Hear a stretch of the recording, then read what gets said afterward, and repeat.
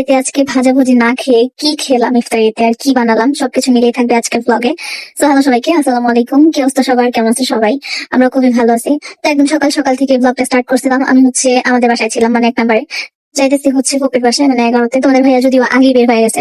আগে বের হয়ে গেছে বলতে উনি প্রায় 10টা দিকে বের হয়ে গেছে, কারণ দোকান আছে, দোকানে যাইতে হবে এই কারণে। তো আমি বাসায় কাজ টাজ ছিল কিছু, সেগুলো কমপ্লিট করে তারপরে বের হয়েছি।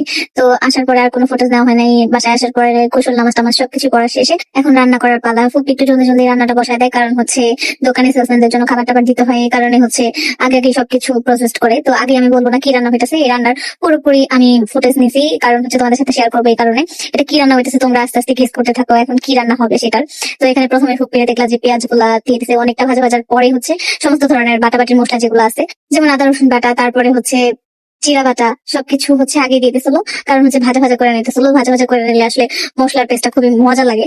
এরপরে একটু পানি দিয়ে, মানে বেসিক যে কষাইতে হয় সেগুলো আর কি, সব বেসিক মশলা টসলা দিয়ে জাস্ট কষাই নিতেছিল। এখানে জিরা গুঁড়া, তারপর হলুদের গুঁড়া, মরিচের গুঁড়া দিয়ে অনেকক্ষণ যাবত কষাই নিতেছিল কপি। যখন একদম তেলগুলো উপরে উঠবে এরকম ভাবে, তখন তোমরা বুঝবা যে মশলাটা কষানো হয়ে গেছে। আর এরপরে গরুর মাংস আর গরুর কলিজা ফ্যাপসা গুলা দিয়ে দিতেছিল। যদিও তোমরা এখন মনে করতে পারো যে এখন এখানে গরুর মাংস আর কলিজা টলিজা মেবি রান্না করা হবে, কিন্তু না, আসলে এখন গরুর মাংস রান্না করা হবে না, রান্না করা হবে অন্য কিছু। তারপরে গেস করতে থাকো যে কি রান্না হইতে পারে। আমি এখনো বলবো না, একদম লাস্টে গিয়ে আমি বলবো যে আসলে কি রান্না হইতেছে। তো এটা কষানো হয়েছে, মানে কষায় টষায় আর কি। প্রথমে গরুর মাংসটা রান্না করে নিতেছিল, আর এরপরে হবে মানে মেন রান্নাটা। তবে তখন দেখতে থাকো যে কালারটা কত সুন্দর আসছে কষানোর পরে। মানে এখন তো রোজা নাই, দেখলে খাইতে মজা চাইতেছে। তো যাই হোক, এরপরে পরের প্রসেসিংটা শুরু হয়েছে। বড় একটা হাঁড়ি নিয়ে নিছে ফুপি। এরপরে এখানে অনেকগুলা তেল প্লাস পেঁয়াজ দিয়ে দিচ্ছে, এরপর লবণ, এগুলা দিয়ে একটু ভাজাভাজি করে নেবে। আর এখনকার ব্যাপারগুলো দেখে, মানে এখনকার ফুটেজ গুলা দেখে তোমরা বুঝতেই পারবা যে কি রান্না হবে। আসলে খিচুড়ি রান্না করা হবে। তো সমস্ত ধরনের কি বলে ডালগুলো, একটা ডাল মুসুরি ডাল আর চাল ধুয়ে নিয়েছিল, আর ওইখানে মুগ ডাল একটু হালকা সিদ্ধ করে নিয়েছিল। তো এখানে তারপরে মশলা টসলা দিয়ে আগে একটু হালকা কষায় নেবে। তোমরা দেখতে পাচ্ছ সব ধরনের মশলা টসলা গুলো দিয়ে কষায় নিতেছে।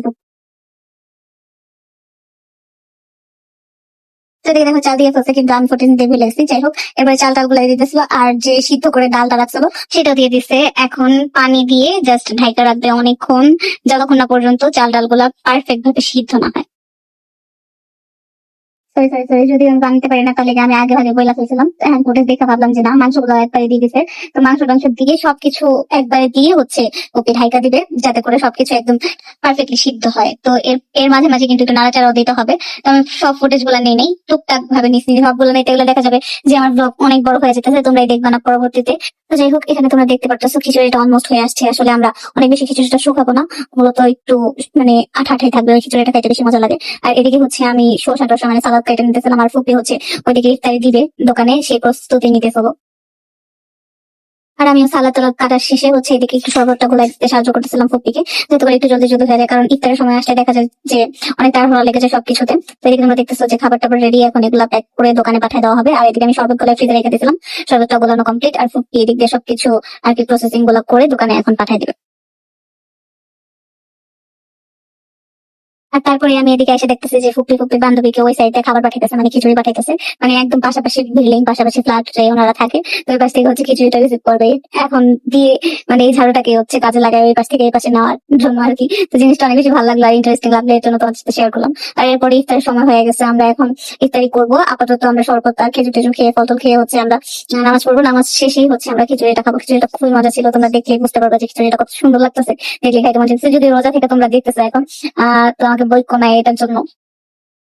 তো এখন আমরা এখানে সবাই মিলে খাওয়া দাওয়া করবো। এ পর্যন্তই আজকের ব্লগটা। তো ভুনা খিচুড়ি যারা যারা রান্না করতে পারো না তাদের জন্য আজকে পুরোপুরি একদম ফার্স্ট টু লাস্ট আমি তোমাদের জন্য ফুটেজটা দিয়ে দিছি। তো আজকের মতো ভিডিওটা এ পর্যন্তই। কেমন লাগলো ভিডিওটা অবশ্যই কমেন্টে জানাবা।